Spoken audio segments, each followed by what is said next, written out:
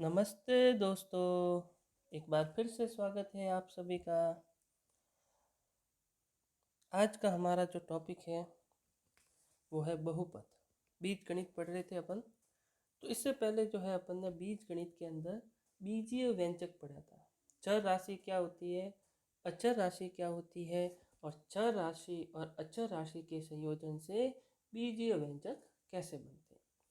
अब उसके बाद मैंने आपको उस समय भी बताया था कि बीजीय व्यंजक से ही आगे क्या निकलता है, बहुपद। क्या निकलता है, बहुपद। तो अब अपन आज ये जानेंगे कि बहुपद क्या होते हैं।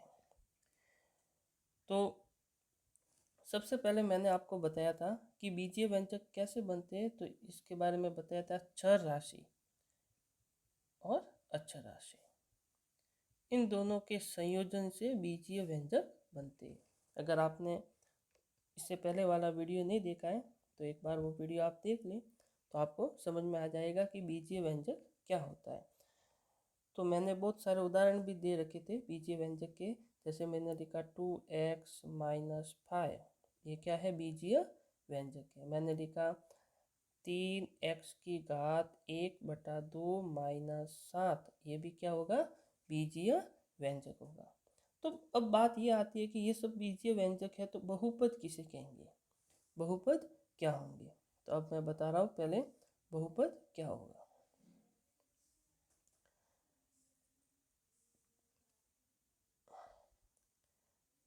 तो बहुपद की परिभाषा क्या है, पहले मैं लिख रहा हूँ और फिर उसको मैं समझाता हूँ। बीजीय व्यंजक, बीजीय व्यंजक जिसमें चर की घात पूर्ण संख्या, पूर्ण संख्या का मतलब पता ही है कहाँ से शुरू होती है, जीरो से। 0, 1, 2, 3 पूर्ण संख्या में हो, बहुपद कहलाता है।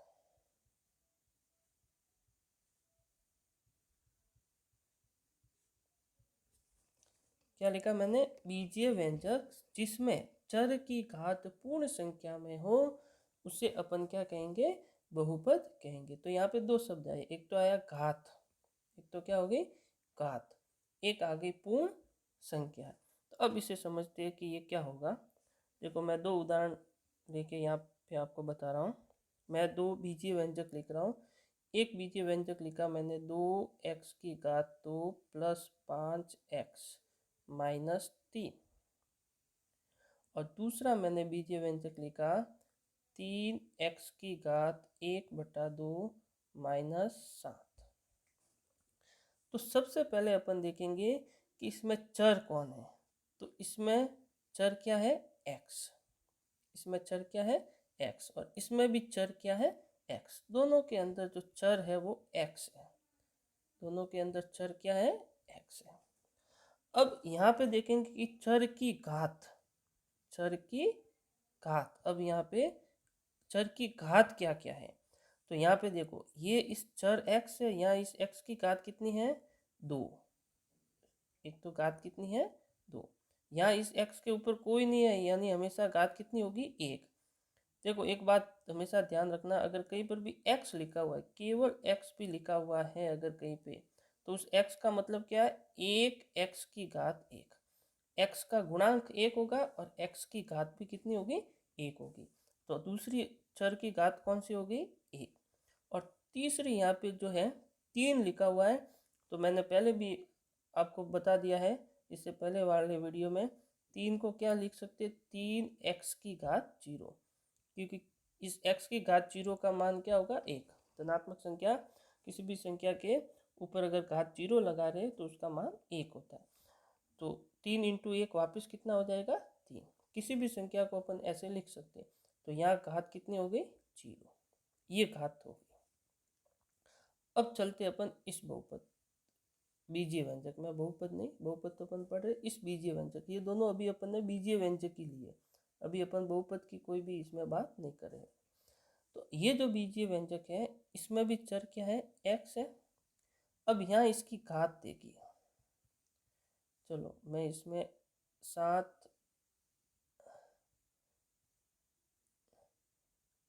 एक्स और लगा देता हूँ, 7x। अब यहाँ देखो इसकी घात देखो, सबसे पहले ये वाला जो x है, ये वाला x, यहाँ मैं गोला कर रहा हूँ इस x के ऊपर, ये वाला x, इस x की घात कितनी है, 1/2। इसकी घात कितनी है, 1/2। और दूसरा यहाँ पे भी ये चर x है, इसकी घात कितनी है, 1। यहाँ तक समझ में आ गया। अब मैंने क्या बताया, बहुपद क्या होता है, बहुपद क्या होता है, अभी क्या लिखा था कि बीजीय व्यंजक जिसमें चर की घातें जो है वो पूर्ण संख्या में हो।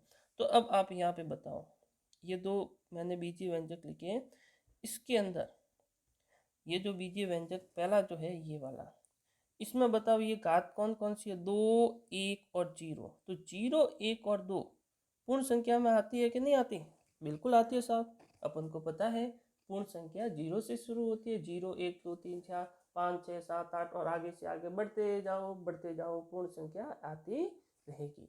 अब यहाँ पे देखो, अब इसकी ये जो घात है 1/2 और ये घात है 1, तो जनाब बताओ, एक तो जो है पूर्ण संख्या के अंदर आती है, लेकिन ये 1/2 बताओ क्या ये पूर्ण संख्या में है, बिल्कुल नहीं है।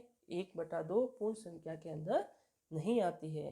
तो इसका क्या मतलब हुआ कि इस जो बीजीय व्यंजक है इसकी सारी घातें जो है पूर्ण संख्या में है, लेकिन इस बीजीय व्यंजक जो पास में जो लिखा हुआ है, ये वाला बीजीय व्यंजक जो है इसकी सारी घातें पूर्ण संख्या में नहीं है। तो ये एक बहुपद होगा, क्या होगा, बहुपद, क्योंकि इसकी सारी घातें पूर्ण संख्या के अंदर है, लेकिन ये बहुपद नहीं हो सकता। तो ऐसा बीजीय व्यंजक जिसकी घातें जो है वो पूर्ण संख्या में हो, एक बहुपद कहलाता है। अगर घात पूर्ण संख्या में नहीं है तो वो बहुपद नहीं होगा। तो आपको समझ में आया। चलो और अपन उदाहरण लेते हैं और समझते हैं। मैं एक एक उदाहरण ले रहा हूँ, मैं एक एक बीजीय व्यंजक लिख रहा हूँ और अपन पता लगाएंगे कि वो बहुपद होगा कि नहीं होगा। मैंने लिखा 3x की घात 5 माइनस 4x की घात 2 प्लस 7x, ये मैंने लिखा। अब बताओ इसमें चर क्या है, पहले चर लिखना। चर कौन सा है इसमें, x, चर एक ही है, x है। अब इस x की घात कौन कौन सी आ रही है, इस x की घात देखो, यहाँ पे इस x की घात कितनी है, सबसे पहली जो घात है यहाँ पे x की घात 5, ये 5, यहाँ x की घात कितनी है, 2, यहाँ x के ऊपर कोई नहीं, यानी घात कितनी है, 1। तो कौन कौन सी घात आई, 1, 2 और 5। अब बताओ ये 1, 2 और 5 सारी पूर्ण संख्या में आती है कि नहीं आती, बिल्कुल आती है साहब। तो इसका मतलब ये एक बहुपद है, बहुपद होगा। समझ में आ रहा है आपको। चलो आगे बढ़ते, दूसरा उदाहरण लेते हैं। चलो मैंने लिखा x की घात -3 प्लस, यहाँ 2 लगा लेता हूँ, 2x की घात -3 प्लस 3x की घात 2 माइनस 4x, ये मैंने लिखा। अब चलो वापस देखते हैं, चर इसमें भी अब मैंने क्या लिया, x, चर इसमें भी क्या है, x है। अब इस चर की घात देखते हैं। तो देखो यहाँ पे ये घात कितनी है, -3, यहाँ पे ये दूसरे पद में घात कितनी है, 2, और यहाँ पे घात कितनी है, 1। तो अब इसमें जो चर है उसकी घात कौन कौन सी है, 1, 2 और -3। तो अपन को पता है कि 1, 2 तो आता है पूर्ण संख्या में, लेकिन क्या माइनस की संख्या पूर्ण संख्या में आती है, बोलो, नहीं आती, बिल्कुल सही, माइनस की संख्या पूर्ण संख्या में नहीं आती है। इसका क्या मतलब है कि ये बीजीय व्यंजक तो है, लेकिन बहुपद नहीं होगा, नहीं होगा, नहीं होगा। इसको अपन बहुपद अगर बोल दिया तो हल्ला हल गलत हो जाएगा, इसको बहुपद नहीं बोलेंगे। चलिए आगे बढ़ते हैं, तीसरा और एक उदाहरण लेते हैं।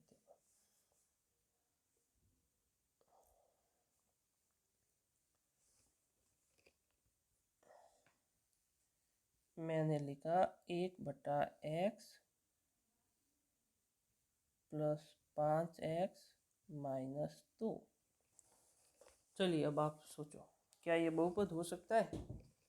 अब दिख तो ऐसे ही रहा है जैसे बहुपद है, हाँ, लेकिन अब इसका अपन विश्लेषण करते हैं कि क्या ये बहुपद हो सकता है कि नहीं। तो सबसे पहले देखो, ये 1 जो x है, ये जो x है इसके ऊपर घात कितनी होगी? 1 होगी। कितनी होगी? 1 होगी। तो ये जो 1/x, यहाँ इस x की घात 1 दिख रही है, लेकिन ये बटा के अंदर है। तो पहले इस x को कहाँ लाना पड़ेगा? ऊपर। कहाँ लाना पड़ेगा? ऊपर। और अपन को पता है कि जब भी घात और घातांक में अपन ने सीख रखा है कि ये जब x ऊपर आएगा तो ये घात 1 प्लस की है, तो ये घात 1 किसकी हो जाएगी? माइनस की। प्लस से क्या हो जाएगी? माइनस। कोई भी घात वाला पद जब ऊपर से नीचे या नीचे से ऊपर आता है तो उसका निशान बदल जाता है।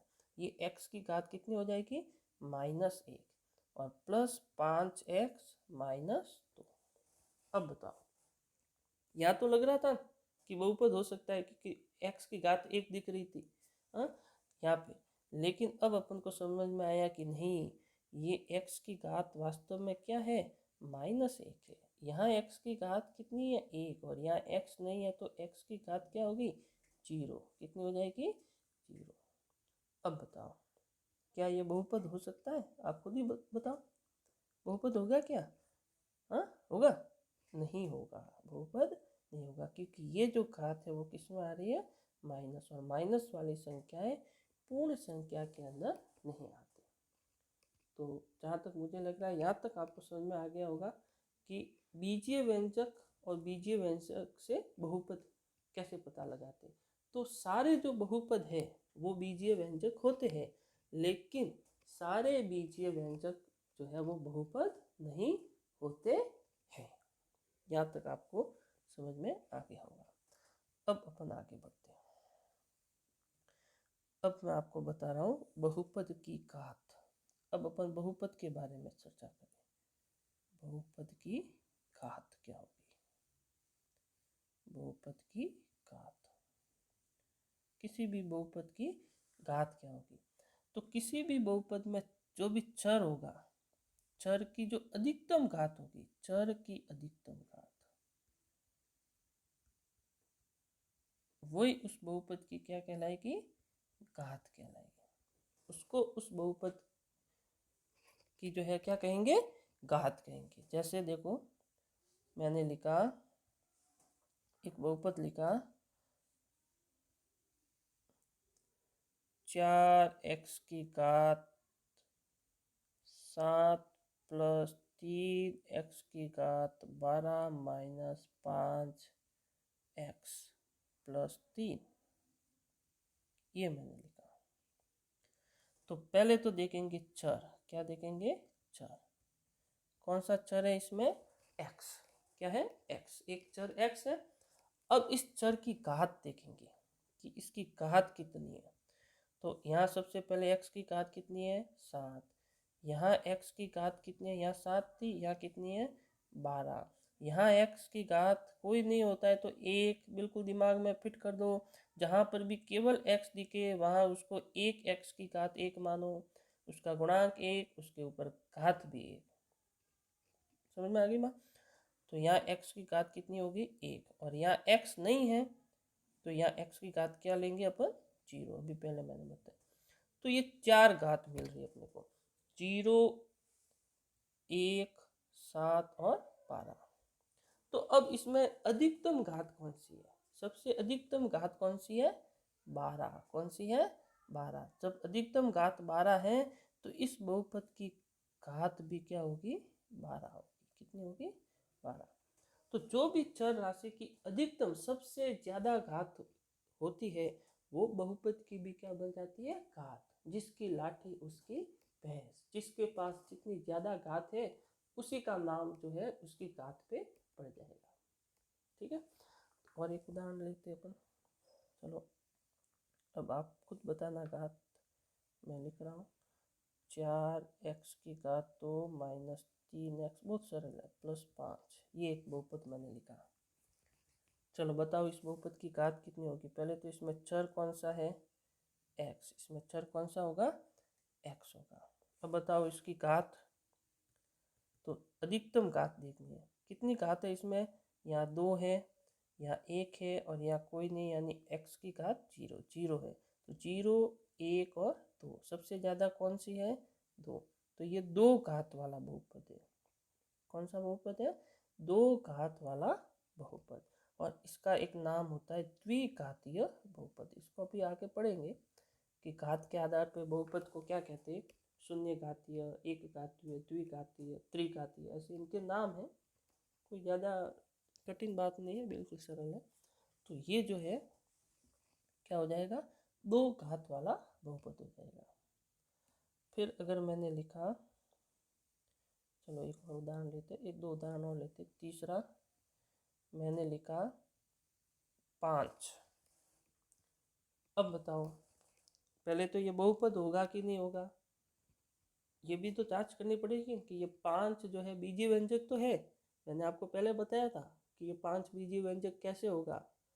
x अगर लिखा हुआ है केवल, या 3x लिखा है, तो वो बीजीय व्यंजक कैसे होगा, ये इससे पहले वीडियो में मैं बता चुका हूँ, आप एक बार देखें उस वीडियो को। तो ये जो 5 लिखा है, तो अभी मैंने बताया था 5 को अपन क्या लिख सकते हैं, 5x की घात 0। x की जगह y भी लिख सकते हैं, z भी लिख सकते हैं, उससे कोई फर्क नहीं पड़ता है।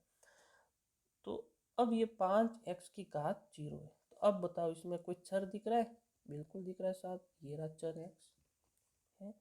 इस चर के ऊपर घात दिख रही है, बिल्कुल दिख रही है, इसकी घात क्या है, 0। तो ये 0 पूर्ण संख्या में आता है कि नहीं आता है, बिल्कुल साहब आता है, पूर्ण संख्या है 0। तो जब 0 पूर्ण संख्या में आ रहा है, तो ये 5 बहुपद हुआ कि नहीं हुआ, बिल्कुल साहब ये बहुपद हुआ।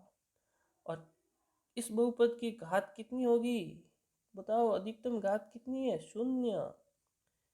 कितनी है, 0। तो ये जो है कौन सा बहुपद हो जाएगा, शून्य घातीय बहुपद। क्या हो जाएगा, शून्य घातीय बहुपद। तो जितनी भी संख्याएं है, जितनी भी संख्या है, 5 है, 7 है, 9 है, 25 है, ये सब क्या है, शून्य घातीय बहुपद है। वो बीजीय व्यंजक है, और बीजीय व्यंजक में भी क्या है, बहुपद, और बहुपद में भी क्या है, शून्य घातीय बहुपद। तो सारी की सारी जो संख्याएं हैं वो क्या होगी, शून्य घातीय बहुपद होगी। अगर आपको ये जो मैं पढ़ा रहा हूँ समझ में आ रहा है, तो आप अपना कमेंट जरूर करें कि आपको समझ में आ रहा है कि नहीं आ रहा है। और इससे संबंधित कोई भी अगर प्रश्न भी है, तो आप मुझे कमेंट में लिखे, मैं ज़रूर आपकी सहायता करूँगा। मेरा तो काम ही यही है कि आपकी मदद करना। राइटिंग पे ज़्यादा ध्यान मत दीजिएगा कि राइटिंग बहुत अच्छी है कि बुरी है, कैसी है, जैसे भी है, आपको समझ में आना चाहिए। अगर आपको समझ में आ रहा है, जो मैं कह रहा हूँ वो बात आपके दिमाग में बैठ रही है, आपका कंसेप्ट क्लियर हो रहा है, तो इसका मतलब ये है कि आप एक सही दिशा में बढ़ रहे हो। आप बने रहे मेरे साथ। चलिए एक और उदाहरण लिख देता हूँ। मैंने लिखा 3x। अब बताओ क्या ये बहुपद है, तो अब इस x के ऊपर कितना होगा, 1। कितना होगा, 1। x के ऊपर कितना होगा, 1 होगा। तो बताओ अब इस x में, ये चर तो x हो गया 3x में, और इसकी घात कितनी होगी, 1। घात कितनी होगी, 1 होगी। तो 1 घात होगी, घात कितनी होगी, 1। तो 1 पूर्ण संख्या में आ रहा है, इसका मतलब ये बहुपद है। और ये बहुपद की घात कितनी होगी, 1। कितनी होगी, 1। तो इसको कहेंगे एक घातीय बहुपद। अगर किसी बहुपद की घात 1 होती है तो उसका नाम रखा एक घातीय बहुपद। बहुत सरल है। अगर किसी बहुपद की घात 0 होती है तो उसको कहते हैं शून्य घातीय बहुपद। अगर किसी बहुपद की घात 1 होती है तो उसको कहेंगे एक घातीय बहुपद। अगर किसी बहुपद की घात 2 होती है तो उसको कहेंगे द्विघातीय बहुपद। और अगर किसी बहुपद की घात 3 होती है तो अब आप खुद ही बता सकते हो, बोलो क्या कहेंगे, त्रिघातीय बहुपद। तो ये घातों के आधार पर बहुपद के प्रकार हो गए, तो इसमें कोई ज़्यादा नहीं है। तो आगे बढ़ते हैं। मुझे आशा है कि आपको समझ में आ रहा होगा। तो ये जो है